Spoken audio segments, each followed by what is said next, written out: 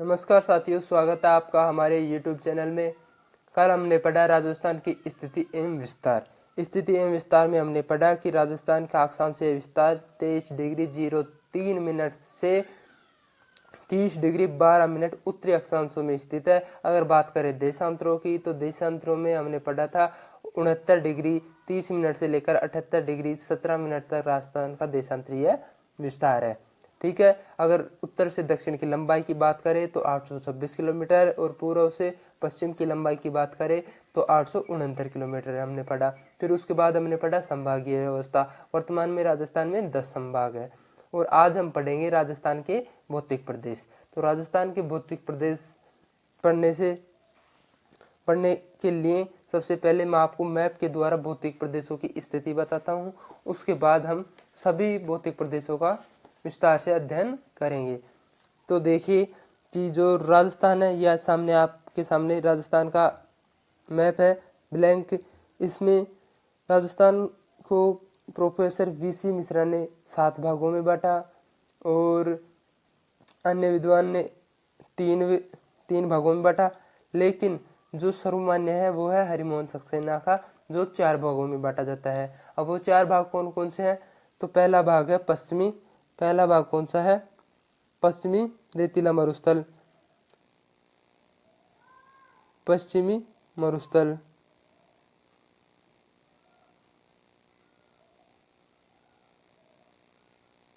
ठीक है। और बात करें दूसरे भाग की, तो दूसरे भाग का नाम है अरावली पर्वतीय प्रदेश। तीसरा बात करें तो पूर्वी मैदानी प्रदेश और चौथा बात करें तो हाड़ौती का पठार। तो सबसे पहले हम बात करते हैं पश्चिमी मरुस्थलीय प्रदेश की। तो पश्चिमी मरुस्थलीय प्रदेश का निर्माण कैसे हुआ कि सर्वप्रथम जो पृथ्वी थी उसके ऊपर एक पैंजिया तैर रहा था। आपको पता है कि स्थलखंडों की उत्पत्ति कैसे हुई? पैंजिया तैर रहा था। यह फिर 2 भागों में बट गया और 2 भागों में बट गया तो पृथ्वी पर 2 स्थलखंड हो गए, ऊपर अंगारा लैंड या लारेशिया और नीचे गोंडवाना लैंड। ठीक है। अब जो ये बीच में जो महासागर था उसे नाम दिया जाता है टेथिस महासागर। कौन सा? टेथिस महासागर। ठीक है। अब टेथिस महासागर है, उसमें धीरे धीरे दोनों स्थलखंडों से आने वाली नदियां अवसाद लेकर आती है और ये धीरे धीरे बढ़ जाता है। और जब ये बढ़ जाता है तो आपको पता है कि हमारा जो भारत का दक्षिणी पठार है वो गोंडवाना लैंड का जो नीचे वाला हिस्सा था उसका हिस्सा था और ये धीरे धीरे तैरता हुआ ऊपर की तरफ आता है और जो यहाँ पर जो अंगारा लैंड का हिस्सा था उससे टकराता है। तो ये जो बीच में मलबा था ये उठने की वजह से यहाँ हिमालय का निर्माण हुआ तथा इसके अवशेष से ही हमारे ये इसका निर्माण हुआ। किसका? पश्चिमी मरुस्थलीय प्रदेश का। पश्चिमी मरुस्थलीय प्रदेश का निर्माण। तो इसकी उत्पत्ति मानी जाती है टेथिस महासागर के अवशेषों के रूप में। इसे भारत का महान विशाल मरुस्थल या थार का मरुस्थल कहा जाता है। क्या कहा जाता है? थार का मरुस्थल।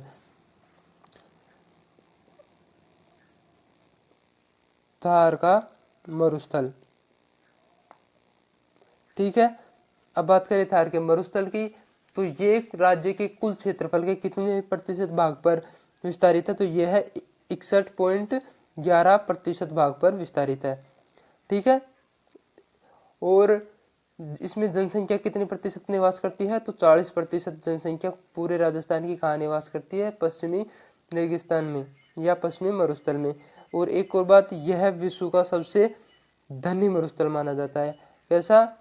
धनी, अर्थात यहाँ पर सर्वाधिक जनसंख्या निवास करती है। तो अगर हम बात करें कि यह विस्तारित कहाँ पे होके है, तो मैं चारों भागों के पहले आपको मैप के थ्रू समझाता हूँ कि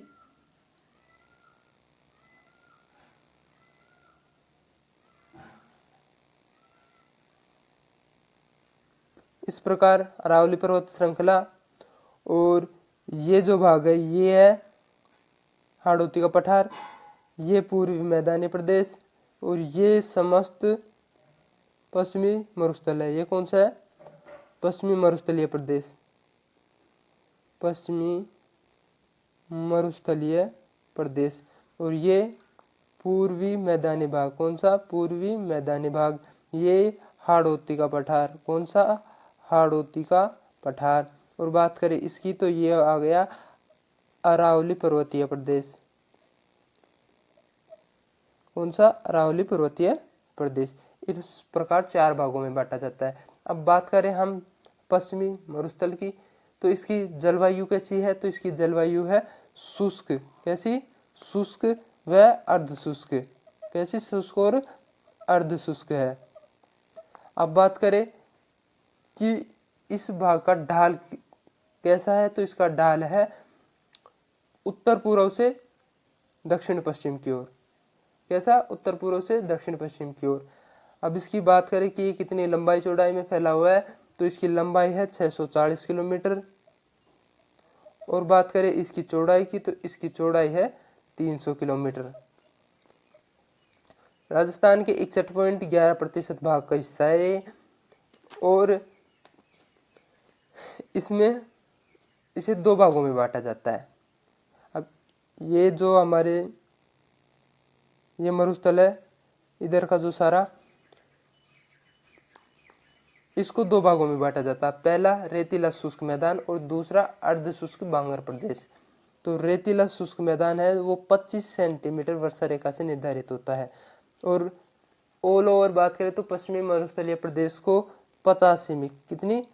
50 सेमी वर्षा रेखा से निर्धारित है। और बात करें इसमें रेतीले शुष्क मैदान की, तो रेतीला शुष्क मैदान है वो इस प्रकार ये है 25 सेमी वर्षा रेखा द्वारा निर्धारित। ठीक है, और ये कहलाता है ये रेतीला मरुस्थल, रेतीला शुष्क मैदान। और ये बचा वो है अर्ध शुष्क या बांगर प्रदेश। क्या? बांगर प्रदेश। क्या कहलाता है? बांगर प्रदेश। तो अब बात करें तो ये जो हम बात कर रहे हैं पश्चिमी रेतीली मरुस्थल की, तो इसमें इसका विस्तार मुख्यतः बालोतरा, बाड़मेर, जैसलमेर, बीकानेर, जोधपुर व कुछ क्षेत्र चूरू का। ठीक है, अब इसको भी 2 भागों में बांटा जाता है। पहला बालू का स्तूप युक्त प्रदेश और दूसरा बालू का स्तूप मुक्त प्रदेश। और जो बालू का स्तूप क्या होते हैं? मिट्टी के ऐसे टीले होते हैं ऊंचे ऊंचे, और इन टीलों को स्थानीय राजस्थानी भाषा में क्या कहा जाता है? धोरे कहा जाता है। क्या कहा जाता है? धोरे। ठीक है, अब बात करें आगे, तो इसका रूपांतरण या इसका मार्च होता है कि गर्मियों के दिनों में ये पश्चिमी दिशा से पूर्व की ओर धीरे धीरे रेगिस्तान क्या कर रहा है? आगे विस्तारित हो रहा है। इसे क्या कहते हैं? रेगिस्तान का मार्च कहते हैं। ठीक है, अब जो बात करें कि ये कितने प्रतिशत भाग है, तो पश्चिमी जो रेतीला पश्चिमी मरुस्थलीय प्रदेश है, इस पर रेतीला शुष्क मैदान लगभग 60% भाग पर फैला हुआ है। 60% भाग पर बालू का स्तूप फैले हुए हैं रेतीली शुष्क मैदान की। ठीक है, आगे बात करें तो मुख्य रूप से कहाँ कहाँ पाए जाते हैं, तो ये बालू का स्तूप पाए जाते हैं चौहटन, शेरगढ़, सिऊ, रामगढ़, भालेरी, सूरतगढ़, लूणकरणसर, करणी माता, इन जगहों पर ये पाए जाते हैं। तो यहाँ पर अब बालू का स्तूपों के भी अलग अलग प्रकार होते हैं, तो पहले बालू का स्तूपों के प्रकारों की चर्चा कर लेते हैं। तो बालू का स्तूपों का पहला प्रकार है बरखान या अर्धचंद्राकार। कौन सा? बरखान या अर्धचंद्राकार।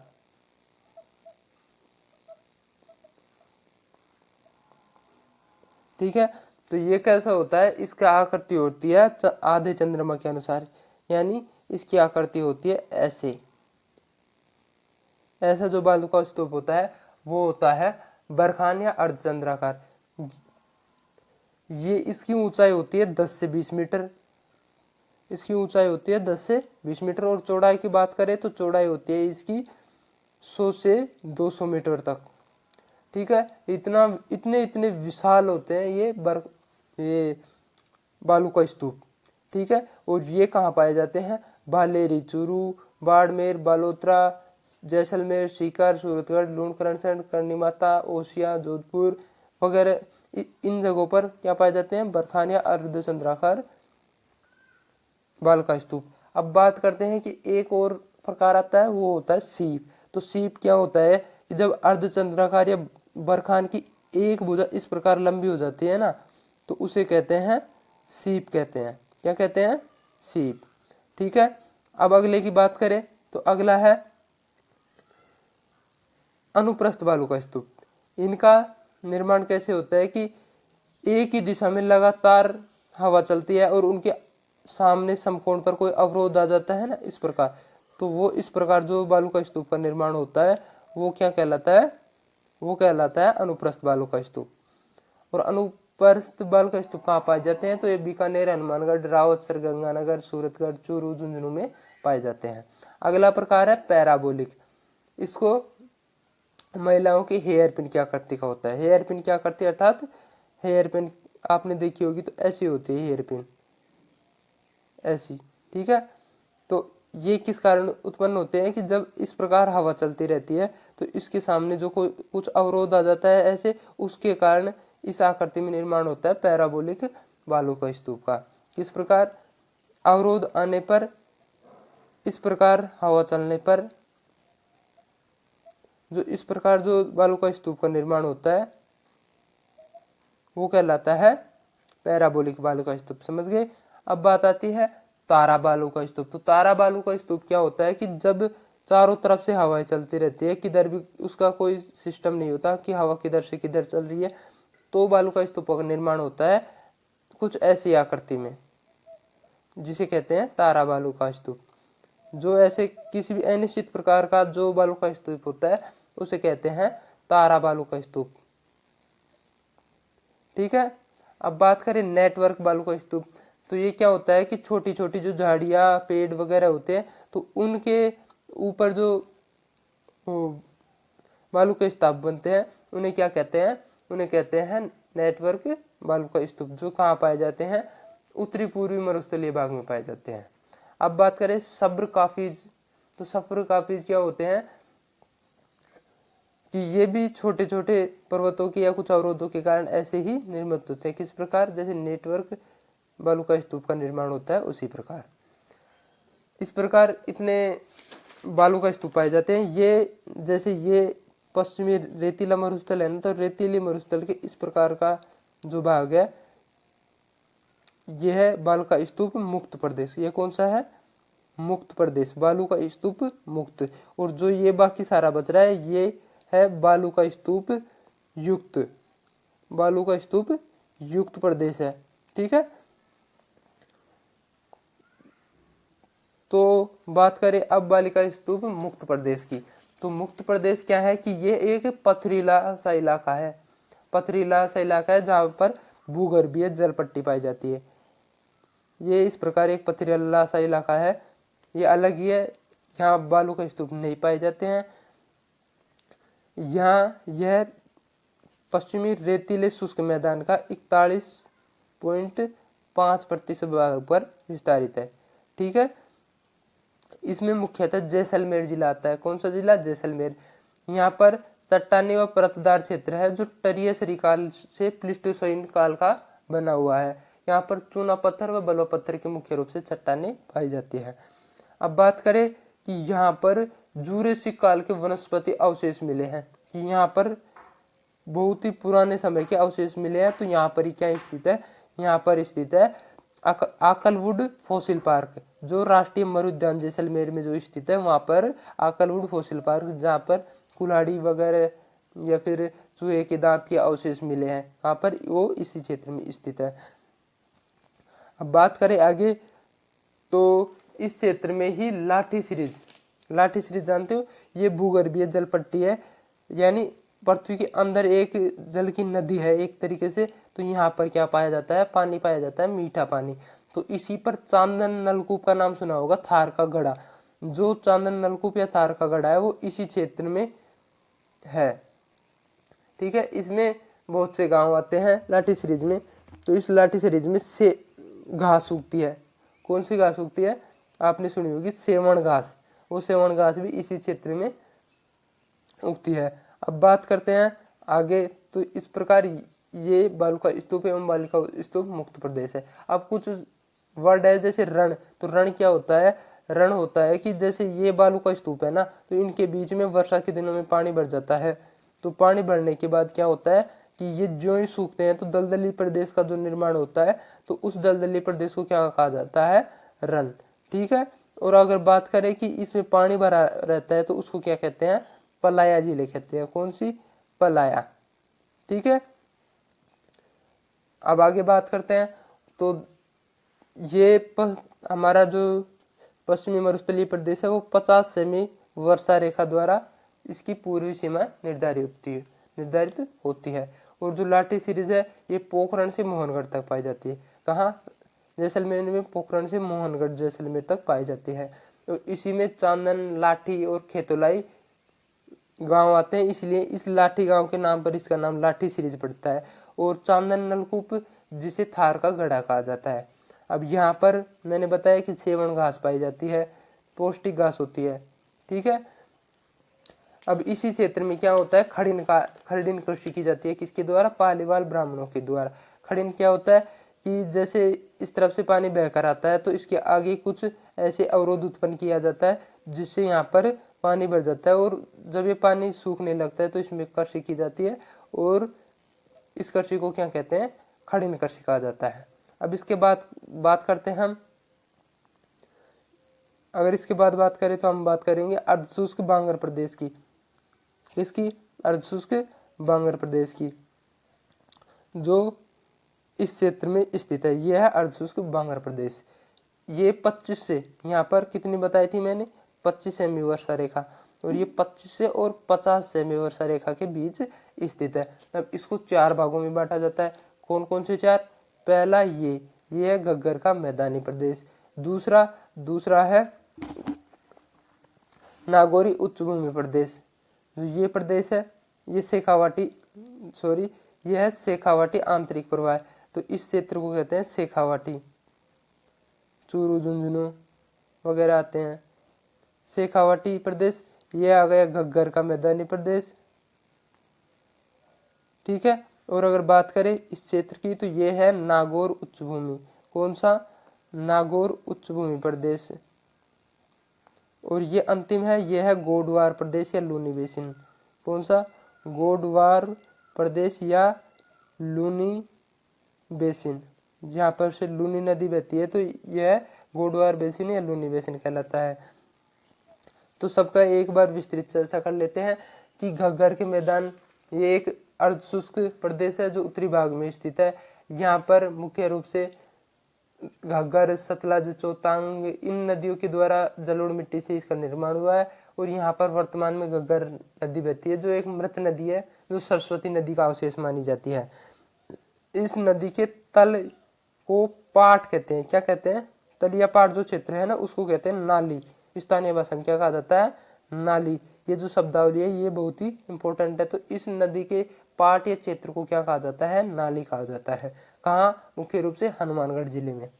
ठीक है। इसके बाद में बात करें तो इसका विस्तार कहाँ कहाँ पाया जाता है इस मैदानी प्रदेश का, तो हनुमानगढ़, गंगानगर और कुछ भाग अनूपगढ़, यहाँ पर इसका विस्तार पाया जाता है।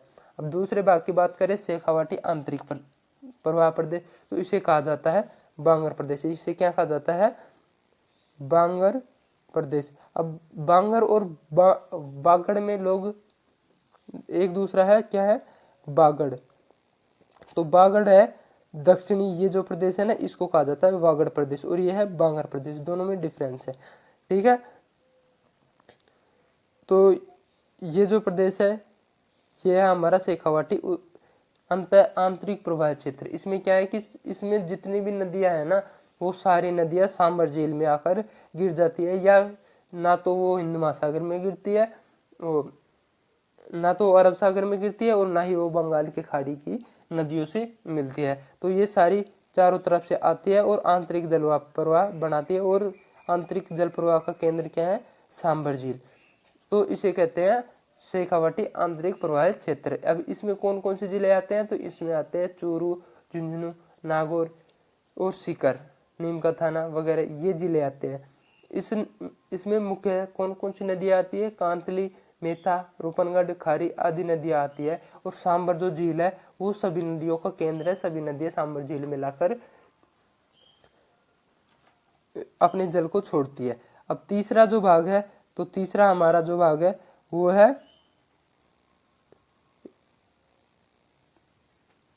नागौरी उच्च भूमि। नागौर की उच्च भूमि, तो ये क्या है कि ये लूनी बेसिन, जो ये है लूनी बेसिन के उत्तर में और शेखावाटी आंतरिक प्रवाह के दक्षिण में स्थित है, बीच में। इसमें कौन कौन से जिले आते हैं? डिडवाड़ा, कुचामन, नागौर और कुछ अजमेर का हिस्सा ये आते हैं।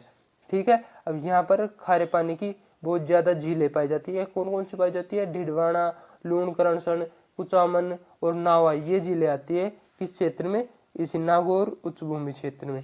ठीक है। तो ये हो गया हमारा नागौरी उच्च भूमि क्षेत्र। इसके बाद हम चलते हैं गोडवार प्रदेश या लूनी बेसिन, जो कहाँ स्थित है? यहाँ बाड़मेर, बालोतरा, जालोर, इन क्षेत्रों में स्थित है। तो इसे लूनी बेसिन क्यों कहा जाता है? क्योंकि लूनी बेसिन अजमेर के नाग पहाड़ से निकलकर इस तरफ होकर गुजरती है और इस मैदान का निर्माण इसी नदी के द्वारा हुआ है, तो इसे लूनी बेसिन कहा जाता है। ठीक है। इसका क्षेत्र पाली, जालोर, जोधपुर का दक्षिणी भाग, बाड़मेर, ये जिले आते हैं। इसके बाद में अब हम पीडीएफ के द्वारा पढ़ेंगे। ठीक है। तो सर्वप्रथम निर्धारण किसने किया? प्रोफेसर वीसी मिश्रा ने। किसने? वीसी मिश्रा ने। कब किया? 1968 ईस्वी में किया। तो कब किया? 1968 ईस्वी में। 7 भागों में विभाजित किया। दूसरी बार निर्धारण एस के सेन ने किया। कब किया? 1968 में। राजस्थान को 3 भागों में बांटा। कितने भागों में? 3 भागों में। किसने बांटा? एस के सेन ने। अब बात करें डॉक्टर रामलोचन सिंह ने, तो 1971 में इन्होंने 2 भागों में बांटा। कब बांटा? 1971 में। कितने भागों में? 2 भागों में। किसने बांटा? डॉक्टर रामलोचन सिंह ने। और इसके 4 उपभाग और 12 लघु प्रदेशों में भी विभाजित किया। अब बात करें आगे, तो ये हमारा राजस्थान है जिसके पूरे 50 जिले दिए हुए हैं। अब इसको मुख्य रूप से 4 भौतिक प्रदेशों में विभाजित किया जाता है। कौन कौन से?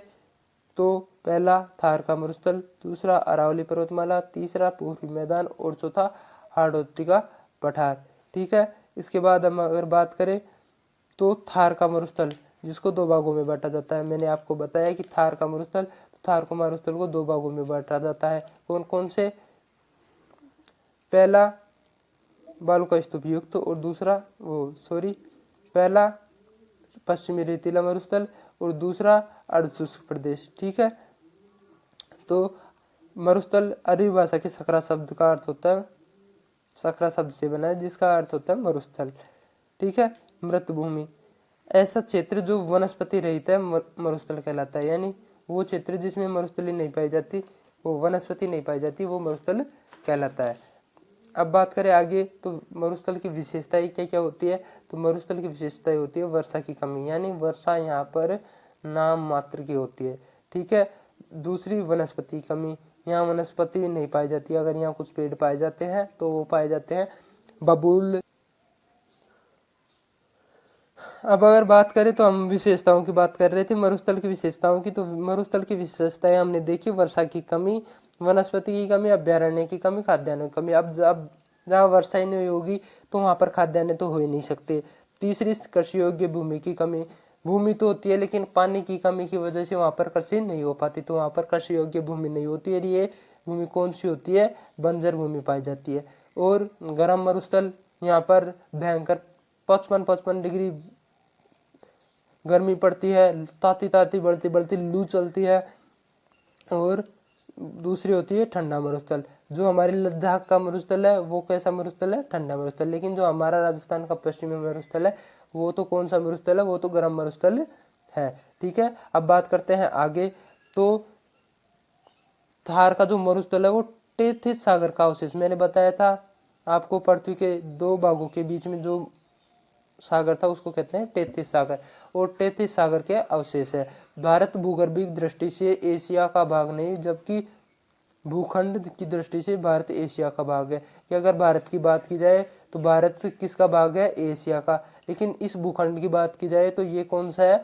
गोंडवाना लैंड का, जो मैंने बताया था ऊपर तैरता हुआ जाता है, यहाँ पर आके सेट हो जाता है। तैतीस सागर के प्रमाण कैसे मिलते हैं कि यहाँ पर खारे पानी की झीलें पाई जाती है, जो बताती है कि यहाँ पर तैतीस सागर था। कुलधरा गांव में मछलियों के अवशेष। पश्चिमी राजस्थान में एक गांव है कुलधरा, वहां पर मछलियों के अवशेष मिले हैं, जिससे पता चलता है कि पहले कभी यहाँ पर समुद्र था। दूसरा, अवसादी चट्टानों की प्रधानता। जो इस क्षेत्र में जो चट्टानें पाई जाती हैं वो कौन सी चट्टानें पाई जाती है? अवसादी चट्टानें पाई जाती है। कौन सी? अवसादी। ठीक है। अगर बात करें गुडा मनाली क्षेत्र बाड़मेर में कम गहराई पर खनिज तेल मिलता है। जो बाड़मेर, जैसलमेर, इनमें खूब भर भर के खनिज तेल पाए जाते हैं। परंपरागत संसाधनों की प्रधानता, यहाँ पर कोयला, पेट्रोल और प्राकृतिक गैस, ये सभी जो जैविक ईंधन है ये सभी यहाँ पर पाए जाते हैं। अब बात करें आगे, तो थार के मरुस्थल को दो भागों में बांटा जाता है। कौन कौन सा? शुष्क मरुस्थल, पहला शुष्क मरुस्थल और दूसरा अर्धशुष्क मरुस्थल। ये 10 से 20 सेमी वर्षा जो मैंने बताया था वो वर्षा रेखा थी, और जो यहाँ पर है ये वर्षा का वार्षिक औसत है। कौन सा? वर्षा का वार्षिक औसत। ठीक है। यहाँ 10 से 20 सेमी वर्षा पाई जाती है, और अर्धशुष्क की बात की जाए तो यहाँ 20 से 40 सेमी वर्षा प्राप्त करता है ये क्षेत्र। अब बात करें आगे की, तो ये दो भागों में, पहला शुष्क मरुस्थल है, ये भी दो भागों में बांटा गया है। पहला बालू का स्तूप मुक्त प्रदेश और दूसरा बालू का स्तूप मुक्त प्रदेश। ये कितना है? 58.50% भाग पर। दूसरा बालू का स्तूप मुक्त प्रदेश 41.50% भाग पर फैला हुआ है। तो बात करें बालू का स्तूप युक्त प्रदेश की, तो यहाँ पर अनुदैर्घ्य वे बालू का स्तूप जो पवनों की दिशा में समानांतर बढ़ते हैं। विस्तार बाड़मेर, जैसलमेर, जोधपुर, फलोदी, जोधपुर आदि। ठीक है। और अगर बात करें अनुप्रस्थ बालू का स्तूपों की, तो ये समकोण पर बनते हैं। जैसे ये 90 डिग्री का कोण आता है, समकोण। कैसा?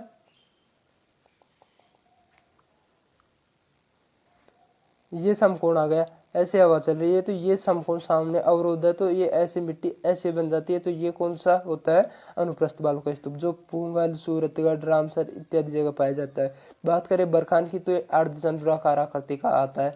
ऐसे मैंने बताया था कि इस प्रकार जो बनता है, इस प्रकार वो बरखान पाया जाता है। ठीक है। ये पवन की दिशा के उन्नतोदर भाग, जबकि विपरीत भाग नतोदर है। ये कहाँ पाया जाता है?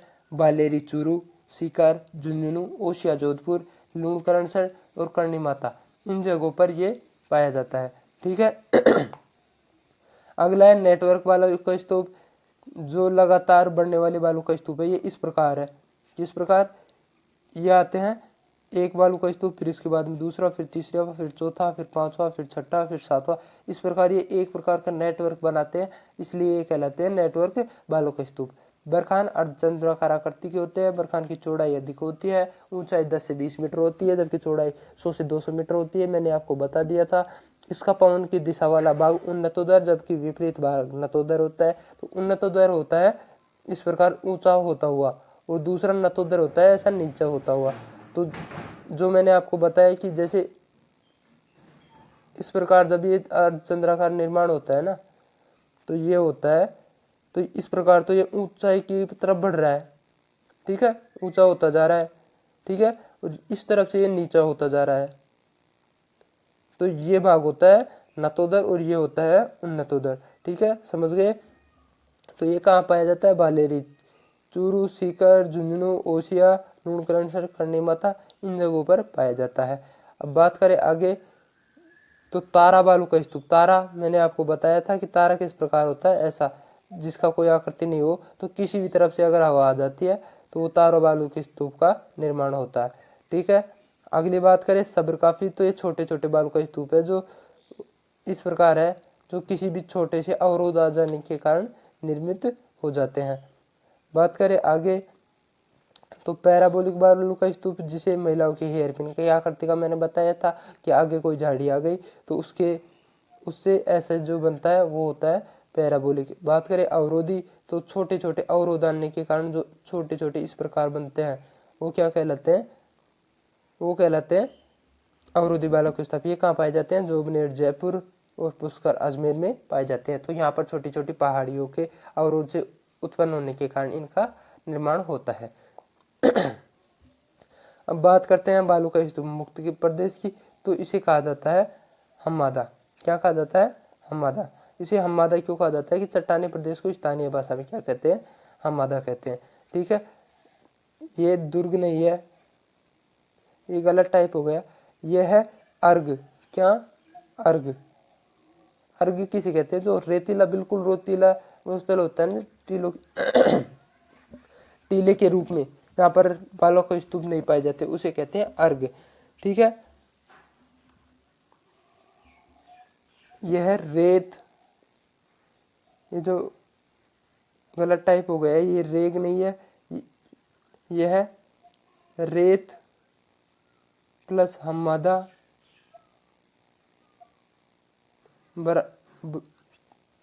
बराबर अर्ग। ठीक है, तो अब बात करें हम्मादा क्या होता है, कि बालोतरा और फलोदी पोखरण इनके बीच में हम्मादा में क्या गया गया है? सोलर एनर्जी एंटरप्राइजिंग जोन स्थित है। बात करें आगे अब बात आ गई लाठी सीरीज की। तो लाठी सीरीज मैंने बताया लाठी गांव है। क्या है? लाठी गांव। तो ये लाठी सीरीज है, भूगर्भीय जल पट्टी है। इस प्रकार ये एक जल पट्टी है जिसमें पाया जाता है रेगिस्तान में, इस सीरीज में ही पानी पाया जाता है, मीठा पानी। ठीक है, तो इसमें एक गांव आता है लाठी, जिसके नाम पर इसका नाम पड़ा है लाठी सीरीज। दूसरा आता है चांदन, जिस नलकूप को कहते हैं थार का गढ़ा। ठीक है, अब बात करें आगे कि यहाँ पर आकलवुड फॉसिल पार्क स्थित है, जैसलमेर में, जो राष्ट्रीय मरुद्यान में स्थित है। और चांदन नलकूप को थार का गढ़ा कहते हैं। ये गढ़ा है, गढ़ा नहीं है। ये क्या है? गढ़ा। ठीक है, थार का गढ़ा किसे कहते हैं? चांदन। ये चंदन नलकूप नहीं है, ये चांदन नलकूप है। ठीक है, अब बात करें आगे, तो अर्ध शुष्क मरुस्थल आ जाता है, जो 25 सेमी वर्षा रेखा से स्टार्ट होता है। मैंने आपको बताया था कि 25 सेमी वर्षा रेखा से स्टार्ट होता है। क्या? तो वो होता है अर्ध शुष्क मरुस्थल। ठीक है, 25 सेमी वर्षा रेखा से स्टार्ट होकर 50 सेमी समवर्षा रेखा तक 20 से 40 सेमी तक यहाँ पर औसत वर्षा होती है। शुष्क मरुस्थल तथा अरावली पर्वतमाला के मध्य का क्षेत्र है, जिसे क्या कहते हैं? अर्धशुष्क मरुस्थल। शुष्क तथा अर्धशुष्क मरुस्थल को दो भागों में विभाजित किया जाता है। इस रेखा को क्या कहते हैं? 25 सेमी वर्षा रेखा। जैसे मैंने ये आपको मैप के माध्यम से समझाता हूँ कि ये जैसे हमारा प्यारा सा राजस्थान है। ठीक है, तो ये राजस्थान में मैंने ये बताया था कि ये है 25 सेमी वर्षा रेखा, और ये है जो है 50 सेमी वर्षा रेखा। ठीक है, और जो ये बीच का क्षेत्र है ये अर्धशुष्क मैदान, यानी 25 सेमी वर्षा रेखा और 50 सेमी वर्षा रेखा के जो बीच में जो क्षेत्र है वो क्या कहलाता है? अर्धशुष्क मरुस्थल कहलाता है। और जब यह बात करें कि औसत वार्षिक वर्षा कितनी होती है, तो यहाँ वार्षिक होती है 20 से 40 सेंटीमीटर वर्षा। अब बात करें कि अर्धशुष्क का पश्चिमी भाग व शुष्क मरुस्थल का पूर्वी भाग 25 सेमी वर्षा रेखा को स्पर्श करता है। कि जैसे अब आगे चलते हैं, मरुस्थल का पश्चिमी भाग 10 सेमी वर्षा रेखा को दर्शाता है। कि जो पश्चिमी भाग, बिल्कुल पश्चिमी भाग, वो 10 सेमी वर्षा रेखा को दर्शाता है। अर्धशुष्क मरुस्थल को 4 भागों में बांटा जाता है। पहला घग्गर बेसिन, दूसरा शेखावाटी आंतरिक प्रवाह क्षेत्र, तीसरा नागौर उच्च भूमि, चौथा लूनी नदी बेसिन या गोडवार प्रदेश। ठीक है, तो आगे बात करते हैं। इसका पूर्वी भाग हरियाणा से स्टार्ट होता है, पश्चिमी भाग मरुस्थल से, और उत्तरी भाग मालवा मैदान से, तथा दक्षिणी भाग शेखावाटी उच्च प्रदेश से स्टार्ट होता है। ठीक है, अब बात करें, इसमें निम्न जिले आते हैं। कौन कौन से जिले आते हैं? श्रीगंगानगर, हनुमानगढ़ और अनूपगढ़। अब बात आते हैं बागी क्षेत्र। तो बागी क्षेत्र किसे कहते हैं? श्रीगंगानगर, हनुमानगढ़, घग्गर नदी के क्षेत्र, जो नाली, नट या पाट कहते हैं, ये बागी क्षेत्र नहीं है, ये नाली क्षेत्र है। तो नाली क्षेत्र क्या था? मैंने आपको बताया था कि घग्गर नदी का जो स्थानीय नाम है, स्थानीय इस क्षेत्र में जो बहती है, इस क्षेत्र को कहते हैं नाली या पाट क्षेत्र कहते हैं। क्या कहते हैं? नाली क्षेत्र या पहाड़ क्षेत्र। ठीक है, अगर बात करें शेखावटी प्रदेश की तो ये उत्तर में घग्गर बेसिन व दक्षिण में नागौरी उच्च भूमि से घिरा हुआ है। इसमें सीकर, चूरू, झुंझुनू, सीकर, नीमकाथाना, डिडवाना, कुचामन का उत्तरी भाग ये जिले आते हैं। बात करें आगे तो सर्वाधिक बरखान पाए जाते हैं इस क्षेत्र में। इस क्षेत्र में चूने की परत पाए जाने के कारण निम्न प्रभाव देखने को मिलता है कि यहाँ तापांतर अधिक पाया जाता है। तापांतर अधिक पाया जाता है, इसके कारण जल परत में यथावत बना रहता है। बांगर का अर्थ होता है पुरानी जलोढ़ मृदा। बांगर का अर्थ क्या होता है? पुरानी जलोढ़ मृदा। ठीक है, अब बात करते हैं आगे तो नागौर उच्च भूमि में नागौर जिला आता है और अजमेर जिला आता है। इसे अरावली पर्वतमाला का उत्तरी भाग डिडवाना कुचामन आता है। ठीक है, पश्चिमी शुष्क मरुस्थल का दक्षिणी भाग लूनी बेसिन और उल्टी। तो अब आगे देखें तो क्या है कि सबसे अंतिम जो भाग है वो है हमारा लूनी बेसिन। कौन सा? लूनी बेसिन, जो नीचे ही नीचे पाया जाता है। कहाँ पाया जाता है? नीचे पाया जाता है इस क्षेत्र में। जैसे मैं आपको मैप के माध्यम से समझाता हूँ कि ये जैसे हमारा राजस्थान का मैप है। ठीक है, तो इसमें जो ये जो क्षेत्र है ये है पश्चिमी रेतीला मरुस्थल, और जो ये क्षेत्र है ये है अर्धशुष्क क्षेत्र। इसमें ऊपर ही ऊपर है घग्गर का मैदान, फिर है शेखावाटी आंतरिक पूर्वा क्षेत्र, फिर है नागौरी उच्च भूमि और ये है अपना लूनी बेसिन। ठीक है, इस प्रकार आज हम इतना ही पढ़ेंगे, बाकी हम कल की क्लास में देखेंगे। अगर आपको वीडियो अच्छा लगा हो तो लाइक करें, कमेंट करें, सब्सक्राइब करें। अगर आपको सुधार की आकांक्षा इस वीडियो में दिखती है तो कमेंट करके बताएं। धन्यवाद। जय हिंद, जय भारत।